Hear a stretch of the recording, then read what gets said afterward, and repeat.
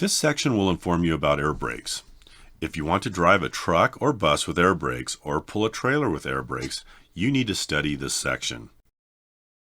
Using air brakes. First, normal stops. Push the brake pedal down.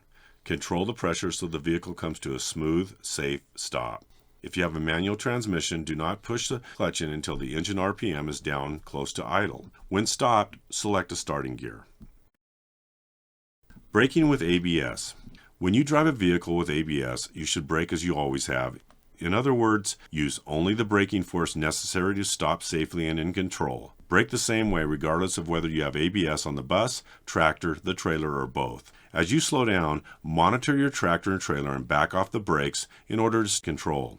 There is only one exception to this procedure. If you drive a straight truck or combination with working ABS on all axles, in an emergency stop you can fully apply the brakes. If somebody suddenly pulls out in front of you, your natural response is to hit the brakes. This is a good response if there's enough distance to stop and you use the brakes correctly. You should brake in a way that will keep your vehicle in a straight line and allow you to turn if it becomes necessary. You can use the controlled braking method or the stab braking method. The control braking technique. With this method, you apply the brakes as hard as you can without locking the wheels. Keep steering wheel movements very small while doing this. If you need to make a larger steering adjustment or if the wheels lock, release the brakes. Reapply the brakes as soon as you can. The stab braking technique. Apply your brakes all the way. Release brakes when wheels lock up. As soon as the wheels start rolling again, apply the brakes fully.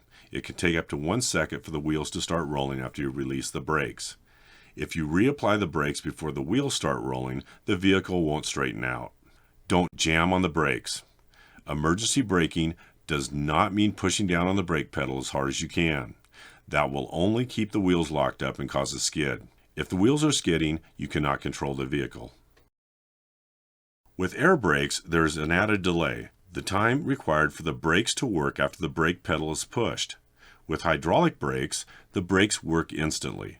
However, with air brakes, it takes a little time, sometimes 1/2 second or more, for the air to flow through the lines to the brakes. Thus, the total stopping distance for vehicles with air brake systems is made up of 4 different factors: perception distance, reaction distance, brake lag distance, and effective braking distance, and that equals total stopping distance. The air brake lag distance at 55 miles per hour on dry pavement adds about 32 feet. So at 55 miles per hour, for an average driver under good traction and braking condition, the total stopping distance is over 300 feet. This is longer than a football field. Brake fading or failure. You must go slow enough so your brakes can hold you back without getting too hot. If the brakes become too hot, they may start to fade. This means you have to apply them harder and harder to get the same stopping power. If you continue to use the brakes hard, they can keep fading until you cannot slow down or stop at all. Brakes are designed so brake shoes or pads rub against the brake drums or discs. Braking creates heat, but brakes are designed to take a lot of heat. However, brakes can fade or fail from excessive heat caused by using them too much and not relying on the engine braking effect. Brake fade is also affected by adjustment. To safely control a vehicle, every brake must do its share of the work. Brakes out of adjustment will stop doing their share before those that are in adjustment. The other brakes can then overheat and fade, and there will not be enough braking available to control the vehicle. Brakes can get out of adjustment quickly, especially when they're used a lot. Also, brake linings wear faster when they're hot. Therefore, brake adjustment must be checked frequently. Remember, the use of brakes on a long or steep downgrade is only a supplement to the braking effect of the engine. Once the vehicle is in the proper low gear, the following is a proper braking technique. Apply the brakes just hard enough to feel a definite slowdown. When your speed has been reduced to approximately 5 miles per hour below your safe speed, release the brakes. This brake application should last for about 3 seconds. When your speed has increased to your safe speed, repeat steps 1 and 2. For example, if your safe speed is 40 miles per hour, you would not apply the brakes until your speed reaches 40 miles per hour. You now apply the brakes hard enough to gradually reduce your speed to 35 miles per hour and then release the brakes. Repeat this as often as necessary until you have reached the end of the downgrade. If the low air pressure warning comes on, stop and safely park your vehicle as soon as possible. There might be an air leak in the system. Control braking is possible only while enough air remains in the air tanks. The spring brakes will come on when the air pressure drops into the range of 20 to 45 psi. A heavily loaded vehicle will take a long distance to stop because the spring brakes do not work on all axles. Lightly loaded vehicles or vehicles on slippery roads may skid out of control when the spring brakes come on. It is much safer to stop while there's enough air in the tanks to use the foot brakes.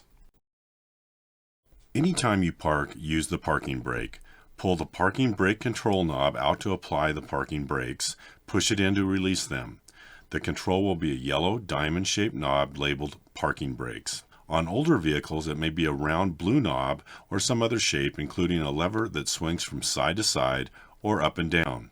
Don't use the parking brakes if the brakes are very hot or if the brakes are wet in freezing temperatures.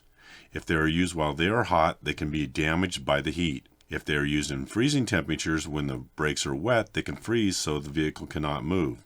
Use wheel chocks to hold the vehicle. Let hot brakes cool before using the parking brakes. If the brakes are wet, use the brakes lightly to heat and dry them. If your vehicle does not have automatic air tank drains, drain your air tanks at the end of each working day to remove moisture and oil. Otherwise, the brakes could fail. Never leave your vehicle unattended without applying the parking brakes or chocking the wheels. Your vehicle might roll away and cause injury and damage.